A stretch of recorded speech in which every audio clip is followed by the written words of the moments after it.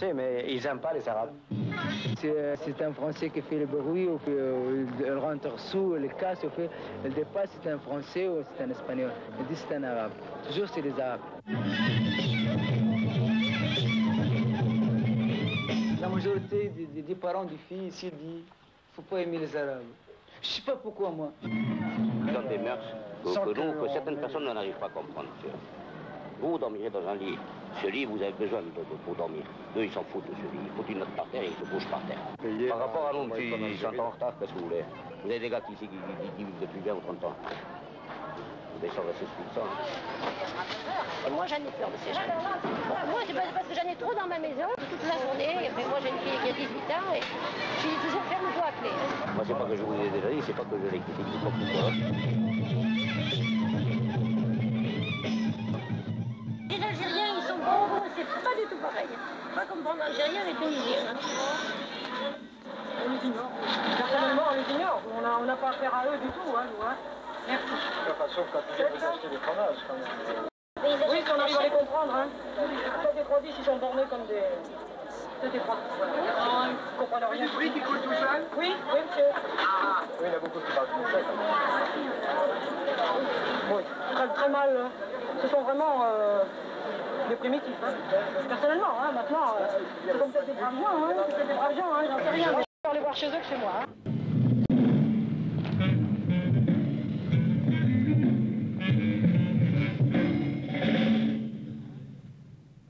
Non, nous, ceux qu'on a, on ne maltraite pas, ils sont même bien traités. Hein. Oui, qui vont chercher l'eau. Hein. On a une source, on va chercher de l'eau, c'est son fils qui va chercher l'eau, là. Et on leur donne une bouteille d'eau fraîche, et comme tout le monde, hein, c'est normal. Ici, vous avez qu'à demander, ici, il n'y a pas de différence. Hein. Ici, c'est tous les mêmes. Hein. Ouais, on est sur la même enseigne. Hein.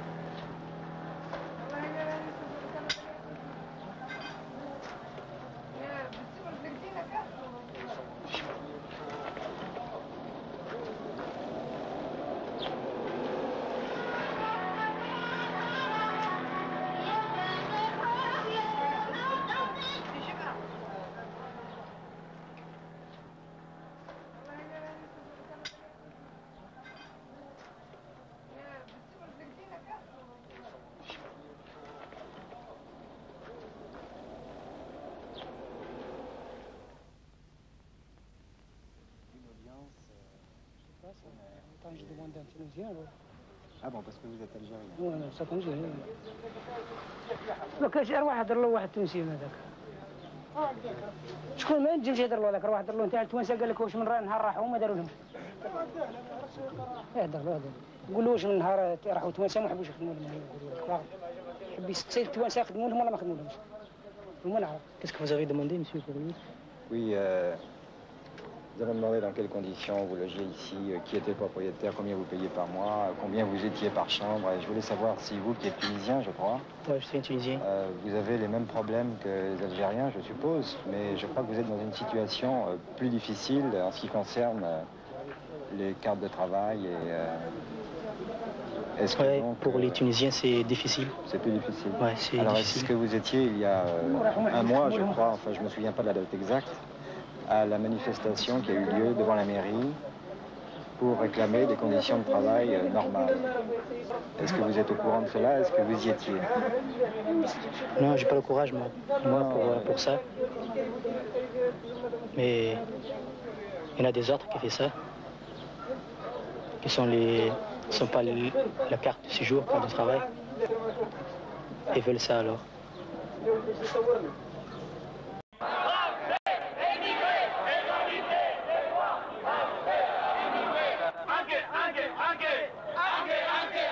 Nous, travailleurs immigrés de toute nationalité, nous sommes en France à cause du chômage qui règne chez nous.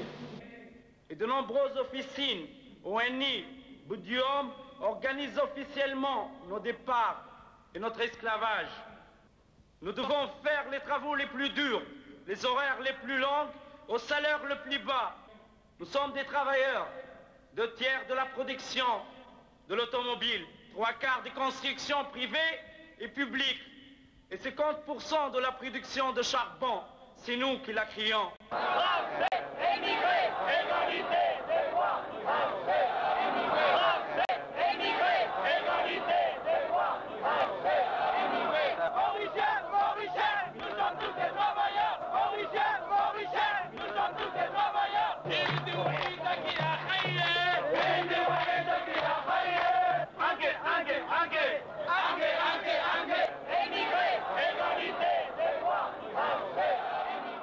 C'est qu'il y a une chose à savoir dès le début, c'est que nous, comme nous, Nord-Africains, en primo, nous, Nord-Africains, on vient ici sans femmes, sans rien du tout.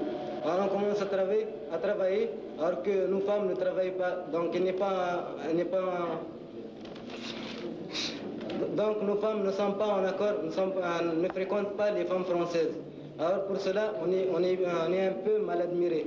Secondo, c'est que nous, par exemple, on n'a pas de papiers. On vient ici clandestinement, on pense qu'on arrive à quelque chose, mais puis après, quand on arrive à rien. On n'a pas les papiers. On travaille une journée ou deux, puis après, on nous voit à la porte. Des fois, on nous paye, des fois, non. Pour mon cas, par exemple, je suis resté 5 mois sans boulot. J'ai déconné complètement déconné. J'ai pas trouvé quoi faire. Si seulement je suis arrivé à avoir un copain que je puisse compter sur lui, je peux faire n'importe quelle connerie inconsciemment. C'est ça la seule chose. Tout ça revient au cas de notre gouvernement et du gouvernement français, parce qu'eux aussi, ils savent qu'il y a des travailleurs, mais ils ferment les yeux. Seulement, il faudrait savoir ce qui se passe. Bon, on vient ici, toujours on est comme ça. C'est tellement difficile. Non, mais c'est très bien.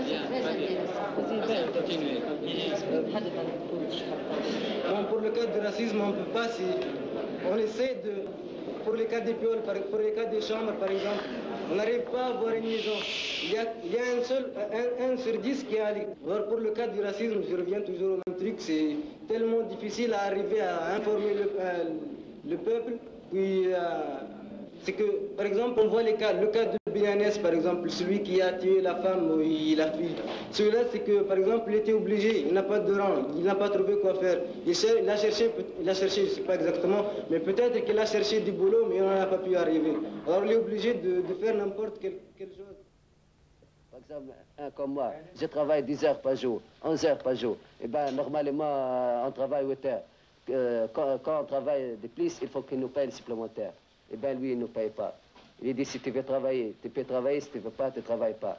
Mais qu'est-ce que j'ai fait, moi, comme je ne suis pas en règle? Obligé que je travaille. Et bien, pour le logement, déjà, j'étais à Nice. J'ai resté une journée pour chercher le logement, je n'ai pas trouvé. Et bien, encore, j'ai cherché à Grasse, j'ai resté un mois. Maintenant, je n'ai pas longtemps que j'ai venu à Grasse, j'ai 3 mois. Avant, j'habite à Nice.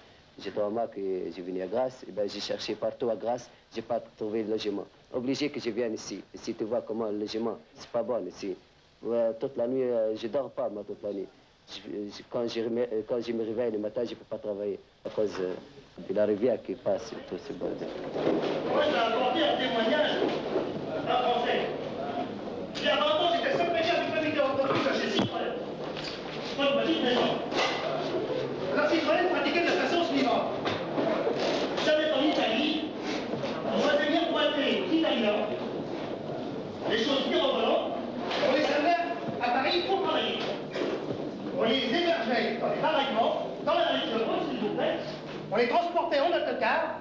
et on leur faisait un contrat de travail. Mais attention, dans ce contrat de travail, il était stipulé, en toutes lettres. Et ça, en tant que secrétaire du comité d'entreprise, je n'en étais pas ignorant. Je m'étais élevé, d'ailleurs. La démonstration que la CGT ne prend pas la défense des émigrés aujourd'hui et de toujours. Il était stipulé dans ce contrat que le titulaire du contrat ne devait participer en aucune façon à l'activité politique et syndicale en France. Ça veut dire qu'en définitive, on les considérait, ces gens-là, comme du bétail, on les parquait dans les baraquements, pire que les militaires. À l'époque, j'étais militaire à cette époque-là et j'étais dans un baraquement, mais pire que les militaires, loin de leur famille, dans des conditions déplorables, hein, et on les empêchait de participer à l'activité du pays. C'était une atteinte à la dignité humaine.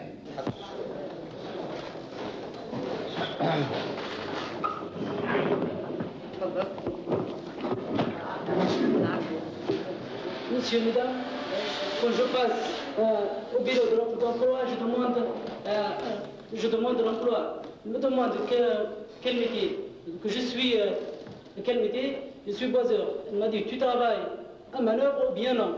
Pourquoi ça?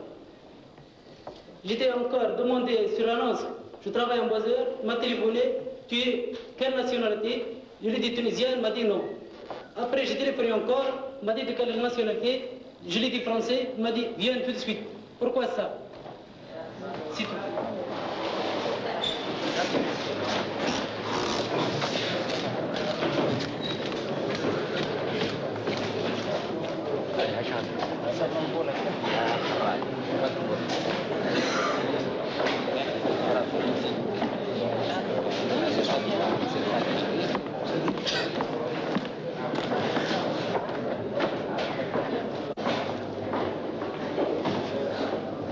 Messieurs, dames, je veux vous dire qu'il y en a des patrons qui acceptent les ouvriers au début pour travailler, les ouvriers immigrés pour travailler chez eux.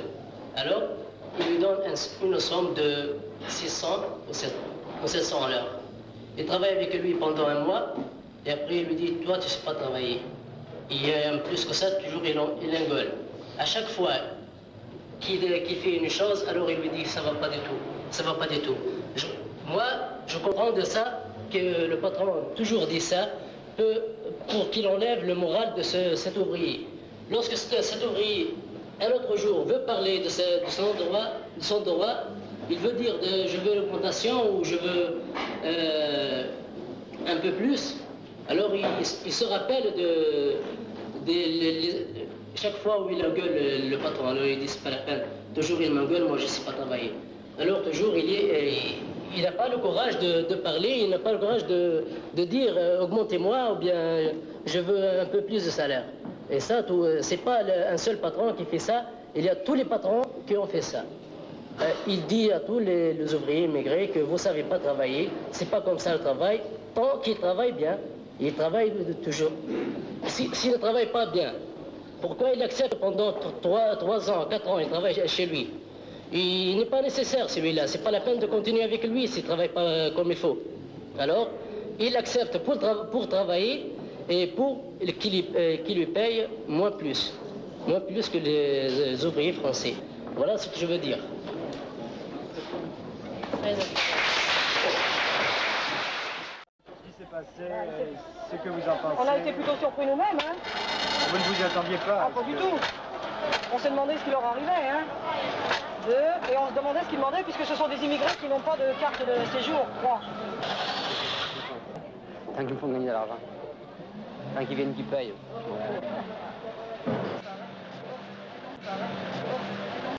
Ils viennent, ils payent. Ils sont comme les autres, hein. Vous en avez entendu parler? Vagabond, parce qu'on n'était pas là. En n'étant pas là, on est à 12 km. On a entendu dire qu'il y a eu quelques petites escarmouches, comme ça. Mais là, il faut aller voir les gens du pays. Qu'est-ce que c'est comme... de quoi? L'esclave. Lesbien? Non, c'est pas la peine, moi je peux pas être photographié. Hein. Je peux pas être photographié, ne m'en voulez pas. Hein. On a tellement des photos. Pas les commerçants. Non, je dis les commerçants. Enfin, je parle les employeurs. Beaucoup, hein. ouais, les employeurs. Bon, alors disons que les employeurs alors, ça les engagent. Ben, vous avez des crapules partout. Hein, dans tous les corps de métier, dans tous les niveaux sociaux, vous avez des crapules. Alors il y a des gens qui profitent toujours, que des gens sont en porte-à-faux pour en profiter. Et puis voilà. On a été surpris, surtout c'était parce que c'était les Blancs qui étaient à la tête de ça, c'était les Européens, c'était pas les Arabes, tout seul, ils l'auraient jamais fait, leur histoire. C'était les gauchistes. Vous m'avez dit, on a été surpris. Oui, parce que c'était pas purement arabe, hein, c'était quand même politique, il n'y a rien à faire, hein, parce que c'était un parti qui avait pris ça. C'était des jeunes extrémistes, quoi, qui étaient à la tête de ça. Ils étaient là, ils étaient en tête, et c'était eux qui criaient les slogans, et qui les faisaient pas répéter en arabe, hein, enfin en arabe ou en français. Eh ben, nous voulons l'égalité, nous voulons des lois sociales, enfin je sais plus quoi, je me rappelle plus bien. Si les employeurs emploient du personnel pas déclaré, alors le gouvernement n'a qu'à faire attention à ça. Non. Il ne pourra jamais empêcher ça. S'il le faut, et les pouvoirs publics pourraient le faire, puisque lorsqu'en France ou à Paris, un employeur ne déclare pas ses employés à la sécurité sociale, il a tout de suite une amende, et c'est très grave. C'est ce que je vous dis, ils ont qu'à les prendre. Comment se fait-il que justement les employeurs ici ne sont pas inquiétés par les pouvoirs publics et oui, si, alors c'est le vrai, oui. Oui, c'est ça. Alors, donc, en fait... C'est l'anarchie ici, hein, c'est absurde. Le matin, ils nous amenaient les pompiers, ils nous arrêtaient comme des cons, nous arrêtaient avec des lots. On a resté, il est venu le gendarme, il nous dit, vous échappez d'ici, sinon ils viennent les militaires. Combien il y avait de soldats? Combien il y avait de gendarmes? Le soir, ils sont venus presque 250, 300 gendarmes. Et ben, avec les masques, il y a 3 camions de plombiers aussi. Oui, le CRS. Ils sont venus des pompiers et presque 250 gendarmes. Et ben, par exemple, comme moi, ils m'ont frappé sur la tête, ils m'ont frappé sur la jambe, avec la crosse, avec tout. Ils m'ont donné un coup de pied. Déjà, j'ai resté 3 jours couché sur le lit. Bon, je crois que vous aviez essayé d'entrer en contact avec le maire a refusé. Les refusés, on a... C'est la raison pour laquelle, en fait, vous êtes resté sur place. Voilà, sur place. Nous, déjà, on a fait un jour la manifestation. On n'a rien fait, on n'a rien cassé. On a demandé, sauf monsieur le maire, qu'on discute, quoi, pour qu'on devienne nos règles, quoi, pour qu'il nous obtienne nos papiers. Eh ben, le maire, il a dit, non. Le maire il ne veut pas sortir pour nous discuter, quoi, pour qu'il nous dise. Ben, il a dit, moi, non, je ne sors pas. Nous, on n'a rien fait. Pourquoi ils sont amenés comme ça, les CRS, les flics, pour qu'ils nous frappent? Mais ici, pour le cas pour le truc, le jour de la manif, déjà, c'était pas le manif, c'est... Bon, soi-disant que les manifs, le jour de la manif, il y a des commerçants qui ont inventé ça, qui ont inventé un tract, qui ont fait un tract, alors que ces commerçants, je les connais, moi, seulement qu'ils sont à la place aux airs, mais... Ils savent que nous, Nord-Africains, on n'achète pas, on n'est pas leurs clients. Alors c'est pour ça qu'ils ont inventé cela. Tandis que les autres, même qu'ils ne nous aiment pas, même qu'ils nous détestent, ils ne peuvent pas arriver à rien. C'est que dans le marché, par exemple, vous pouvez vous renseigner, vous demandez aux commerçants qui sont les clients et qui sont où. Par exemple, on voit dans le bâtiment qui c'est qui travaille. Si par exemple, nous, on fout le camp, on rentre chez nous, qui c'est qui va vous construire les maisons? Vous savez, enfin, vous, la majorité d'entre vous, c'est qu'ils ne peuvent rien faire, ils comptent que sur nous. Et puis, si seulement on n'a pas le papier, ils peuvent profiter sur nous comme ils veulent. Nous sommes des hommes, quoi. Par exemple, un Français ou un Arabe ou quelque race, tous nous sommes pareils. En prêtre, en représentant de l'Église, je me suis cru obligé de réagir fortement contre ce genre de réaction. Et je me suis adressé aux Brassois pour leur dire faites attention, car cela est grave. On n'a pas le droit de se dire chrétien quand on regarde avec mépris telle ou telle personne qui vit à côté de nous. Je tenais à donner ces quelques précisions, et puisque j'ai la parole, je me tourne vers les Nord-Africains qui sont là, les Marocains, les Tunisiens, les Algériens, pour leur demander pardon de ce qui a été fait contre eux par les Grassois. Racisme, bien sûr que non. Hein? Moi, personnellement, lorsqu'on m'a envoyé en 56, qu'on m'a rappelé là-bas, ça me faisait pas plaisir. Hein? Et ça servait à quoi? Alors, c'est pas maintenant que j'ai recommencé ma guerre ici, à plus de 40 ans. Allons. Le jour de la manifestation, donc vous avez eu peut-être les jours peur de la réaction possible. Les jours de la manifestation, j'ai pas pris part. Ils ont passé, ils se sont mis à hurler, ils ont fait ce qu'ils ont voulu, comme toute manifestation. Oui, mais ils ne vous ont pas agressé, il n'y a pas... Ah non, personnellement non. Après, dans la bas de la ville, il y a eu un peu quand même certains commerçants qui ont été un peu bousculés. Alors, étant du CID, du CID UNATI, comme eux faisaient partie du CID UNATI, on a été là en protection, c'est tout. Empêcher que leur étalage subisse des dommages. Et alors ce sont envers n'importe qui, parce que là c'était, bon bah disons, si on veut appeler les choses par leur nom, un flic c'est un flic, il y avait les flics. Le jour qu'il y a les CRS, c'est les CRS ou les gendarmes. Jusqu'à là on s'était trouvé contre eux, là ce coup-là ils étaient avec nous. Mais le jour qu'il faut se retrouver contre eux, c'est pareil pour nous. Nous, du moment que quelque chose nous fait obstacle en tant que CID UNATI, mais que ça reste uniquement un contexte commercial, faut bien comprendre la chose, commercial, on réagit. À partir de ça que ça se produise. À partir de ça, c'est ça ce que je voulais dire. Mais en espérant que petit à petit on arrive à informer le peuple, puis on arrive à quelque chose, c'est qu'on s'entraide et à savoir, qu'on puisse arriver à savoir qu'on est tous des êtres humains, que uniquement il y a une différence, c'est que le changement de couleur ou bien le changement de langue, et c'est ça. Mais par exemple ici en France, on commet n'importe quelle connerie. On trouve dans le journal par exemple pas mal de choses que nous par exemple on ne fait pas. Mais nous aussi on fait des choses que vous Français vous ne faites pas. C'est que dans le monde entier on peut commettre n'importe quelle connerie. Seulement on est jugé parce que nous sommes seuls, sans femmes, sans rien du tout. Bon, c'est un arabe, on ne l'aime pas. Par exemple quand je vais au café, quand je lui demande un café ou quelque chose, il reste 1 heure pour qu'il me donne ce café. Et il vient un autre après moi, il lui donne le café. Et quand une fois j'ai sorti à 4 heures, comme ça à 4 heures du soir, moi j'ai passé, il est venu à quelqu'un plus grand que moi, Cusco. Il est craché sur moi.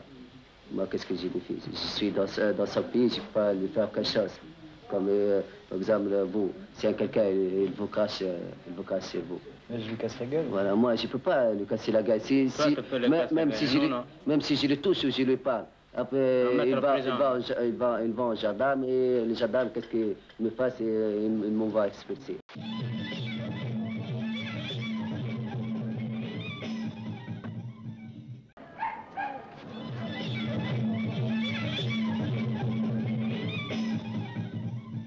Par exemple, moi, quand je sors, je ne peux pas sortir tout seul.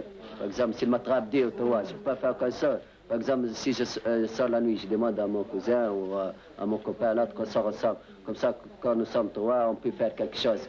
Je vous le dis, si quelqu'un sort tout seul la nuit, il va au film ou il va au café, quand il ne retourne pas, il l'attrape là-bas, il les habille comme...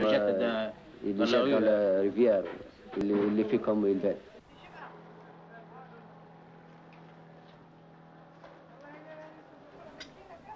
Je vais à la gendarmerie, je lui dis il y a quelqu'un que je pense son nom, il y a quelqu'un qui m'a fait mal, il m'a cassé la gueule.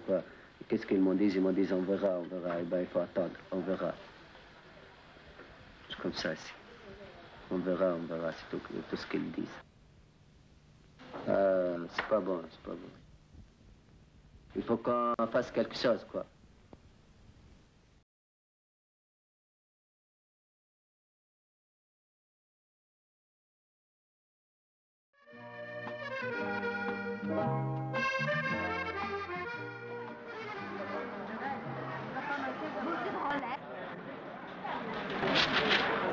Voilà, non, ça vaut pas ça, hein. Un bon bruit là, hein.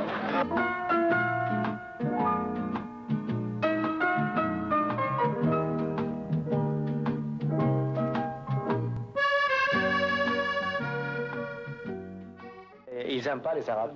Ils disent c'est un Arabe. Toujours c'est des Arabes. Moi, c'est parce que j'en ai trop dans ma maison et que j'ai des femmes qui montent toute la journée. Et puis moi, j'ai une fille qui a 18 ans et je dis toujours ferme-toi à clé. Des parents de filles ici disent faut pas aimer les Arabes. Je sais pas pourquoi moi. Par rapport à Londres, ils sont en retard, qu'est-ce que vous voulez? Vous avez des gars qui vivent depuis bien ou 30 ans. Vous allez rester sur ça. Moi, je préfère les voir chez eux que chez moi, hein.